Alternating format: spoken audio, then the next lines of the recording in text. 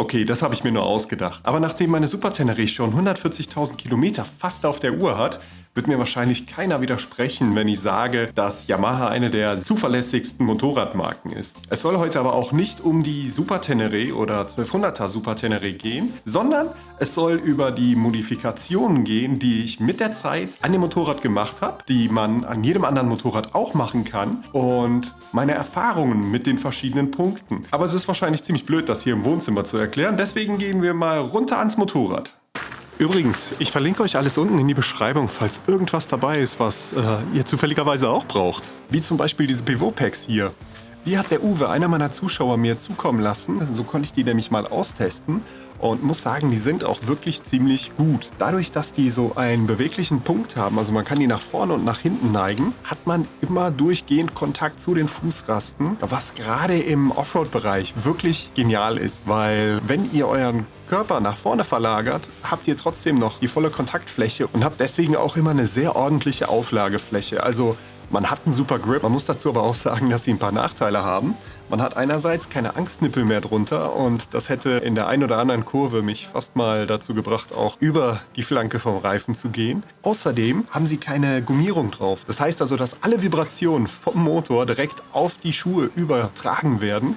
Und wenn ihr ziemlich vibrationsstarke Motoren habt, kann es passieren, dass euch beispielsweise die Füße einfach einschlafen. Witzigerweise ist das bei mir nur auf der rechten Seite. Das ist so ein Nachteil, den man in Kauf nehmen muss und nach 2 Stunden vielleicht mal eine Pause machen sollte, damit der Fuß wieder zum Leben erweckt wird. Und außerdem sind die auch nicht ganz günstig mit 180 €. Aber für jeden, der schon ein bisschen erfahrener ist, kann das sich auf jeden Fall lohnen, weil man dann einfach ein bisschen mehr Gefühl auch für die Maschine bekommt. Noch was auch richtig ins Geld gehen kann, ist ein neues Federbein. Das habe ich bei, ich glaube, 80.000 oder 90.000 Kilometern mal ausgetauscht, weil das Originale einfach verschlissen war. Und habe das gegen ein TFX High Performance Federbein ausgetauscht, wo die Zugstufe, Druckstufe und die Highspeed-Druckstufe einstellbar ist. Das Coole an dem Ganzen ist, mit dieser Highspeed-Druckstufe, das sorgt im Grunde genommen dafür, dass wenn man irgendwo ganz schnell drüber fährt und einen ziemlichen Schlag abkriegt, dass das Federbein dann anders reagiert als mit der normalen Druckstufe. Das ist wie so ein Überdruckventil oder sowas, das dann irgendwann aufmacht. Also ziemlich coole Sache. Das Problem an solchen Federbeinen ist, mal abgesehen davon, dass die wirklich teuer sind, also ich habe jetzt 1.200 € bezahlt, ist einfach, man hat so viele Einstellmöglichkeiten, um das wirklich haargenau auf jede Möglichkeit einzustellen und einstellen tut man es dann trotzdem nicht. Außerdem habe ich hier auch schon mal das ein oder andere Problem mit dem hydraulischen Federvorspanner bekommen. Habe das auch schon mal eingeschickt, aber ich glaube, manchmal verhakt sich das noch so ein bisschen. Von der Federbeinwirkung, von der Arbeit her richtig top.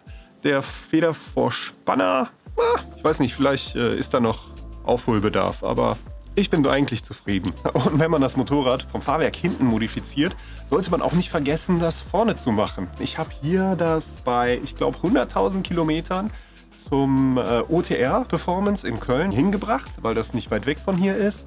Und das mal überarbeiten lassen. Hat jetzt auch nicht die Welt gekostet. Ich glaube 200, 300, vielleicht 400 €. Es ist schon lange her. Aber es war auf jeden Fall das Geld wert, weil das Fahrwerk dann nicht nur wie im Serienzustand neu oder im Neuzustand arbeitet, sondern auch einfach die Shim-Pakete dann entsprechend auf mein Gewicht und meine Fahrzustände eingestellt wurden.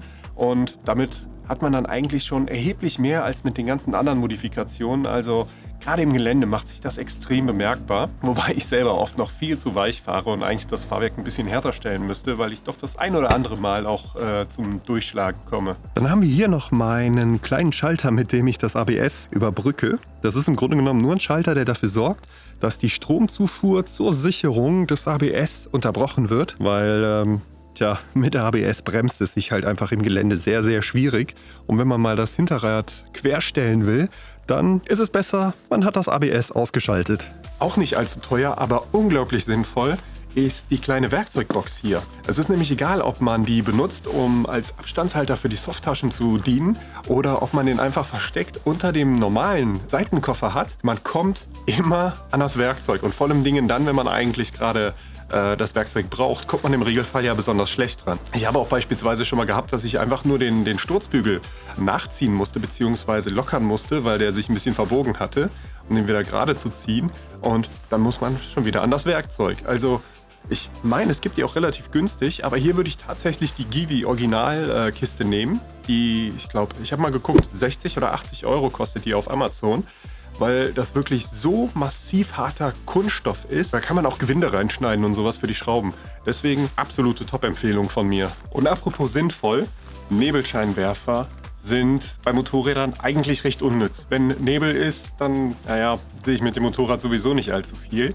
Wo die aber richtig viel bringen, ist, wenn man irgendwo nachts unterwegs ist. Wir waren nämlich beispielsweise bei der letzten Tour in Kroatien in die stockfinsterste Nacht gekommen. Da hat man wirklich gemerkt, wo die Nebelscheinwerfer den Unterschied machen, weil die nicht wirklich groß nach vorne ausleuchten, sondern sehr stark zu den Seiten. So Riser am Lenker sind natürlich auch so eine Sache. Für mich mit meinen fast 2 Metern sind sie wirklich top. Wenn man aber unter 1,90 Meter groß ist, würde ich auf jeden Fall davon abraten, weil man sonst nämlich einfach die Gewichtsverlagerung, so wie der Hersteller des Motorrads sich das gedacht hat, komplett verändert. Deswegen wäre ich da immer vorsichtig. Wenn man aber wirklich so ein riesenlanger Lulatsch ist wie ich, dann kann man das schon mal ruhig machen. Apropos angenehmer. Brems- und Kupplungshebel sind zwar ganz cool, dass sie hochklappen im Falle eines Sturzes, was aber eigentlich bisher nie wirklich das Problem war. Weil die Handschützer relativ stabil sind, sorgen die dafür, dass selbst im Sturzfall der Bremshebel nicht abbricht. Warum die aber ganz cool sind, ist, dass man über die Schraube hier hinten einfach die Länge des Kupplungs- und Bremshebel verstellen kann. Und da sorgt man dann nämlich dafür, dass man mit 2 Fingern ganz gut bremsen kann, ohne sich jedes Mal den Ringfinger dabei einzuquetschen. Sollte man jedoch ein Motorrad haben, wo es nicht durch die Handschützer genug geschützt ist, würde ich solche Bremshebel aber auf jeden Fall empfehlen. Es gibt nichts Blöderes, als irgendwo mitten in der Pampa zu stehen und nicht mehr weg zu können, ohne Bremse oder ohne Kupplung. Nur weil einem dieser blöde Bremshebel abgebrochen ist. Dann, was natürlich auch ein bisschen ins Auge sticht, ist das neue Dekor und die Speichencover. Das sind einfach nur dafür da, dass die Zeichen der Zeit ein bisschen verdeckt werden. Das Motorrad sieht dann wieder ein bisschen neuer aus und es schützt auch ein bisschen vor neuen Kratzern und kleinen Steinschlägen oder ähnlichem. Was aber auf jeden Fall vor größerem als nur kleinen Steinschlägen schützt, sind die Sturzbügel und der Motorschutz. Die sind jetzt von SW Motec, die habe ich jetzt auch schon seit über 30.000 Kilometern dran und kann sagen, dass die wirklich gut funktionieren. Dadurch, dass die nicht so extrem steif und so massiv sind, federn die auch extrem viel von der Kraft, die auf das Motorrad dann einwirkt, ab und sorgt dafür, dass der Schock nicht durchs ganze Material durchgeht und bei dem Motorschutz ähnlich. Der einzige Nachteil ist, dass man ab und zu mal, wenn man den Ölwechsel zum Beispiel macht, die Motorschutzplatte wieder mit einem Vorschlaghammer ausbeulen muss. Was natürlich nicht zum Sturzbügel dazugehört, ist dieses Netz. Ich habe in früheren Videos ja schon mal erzählt, dass ich ganz gerne Sachen, wo ich schnell dran muss, wie zum Beispiel ein Regencape, vorne an den Sturzbügel dran binde, um im Ernstfall schnell dran zu kommen. Jetzt hat es aber den Nachteil, weil die Sturzbügel so blöd geformt sind, dass man die Sachen sehr schlecht daran festbinden kann. Die rutschen halt immer nach vorne und es ist dann ein bisschen problematisch. Deswegen habe ich einfach dieses Netz hier dran gebunden, dass man so gut wie alles einfach reinklinken kann. Also man kann entweder mit dem Karabinerhaken irgendwas reinhängen oder mit Schnüren festbinden oder mit kleinen Zurriemen festbinden. Und das funktioniert auch erstaunlich gut. Und außerdem finde ich, gibt das nochmal so ein bisschen den Abenteuer-Touch. Dann habe ich noch Stahlbus-Ölablassventile verbaut, damit ich auch unterwegs schnell mal einen Ölwechsel machen kann und dabei keine Riesensauerei verursache. Und außerdem ein häufiger Ölwechsel sorgt dafür, dass der Motor relativ lange hält. Deswegen ist das auch so eine Sache, die ich wirklich empfehlen würde. Die kosten 40 Euro und sorgen dafür, dass man wirklich super schnell und einfach den Ölwechsel machen kann. Und für die langen Touren haben wir dann noch das große Windschild dran, was höhenverstellbar ist, damit einfach dieses Helmgebuffere aufhört. Weil gerade wenn man auf der Autobahn ist, kann das unglaublich nervig und laut werden. Und so sorgt man dafür, dass der Wind einfach über den Helm hinweg gleitet. Ja, und wie am Anfang schon gesagt, habe ich euch unten die Links zu den ganzen Sachen reingepackt. Das sind halt alles Sachen, die ich selbst bezahlt habe, die ich schon lange mit mir rumführe und wo ich meine Erfahrung halt einfach auf Dauer schon gemacht habe, die ich dann natürlich auch guten Gewissens weiterempfehlen kann. Wenn ihr auch solche Sachen habt, dann schreibt mir das doch gerne mal unten in die Kommentare rein. Ich bin nämlich auch immer gespannt, ob Leute irgendwas haben, wo sie einfach eine Langzeiterfahrung mitgemacht haben, wo andere vielleicht gar nicht denken. So diese kleinen Gimmicks, vielleicht irgendein Feststeller für den Gashahn, damit man eine Art Tempomat hat oder sowas. Keine Ahnung. Wie gesagt, schreibt es mir gerne unten rein und ich freue mich auf jeden Fall von euch zu hören. Das war's von mir und bis zum nächsten Mal. Haut rein!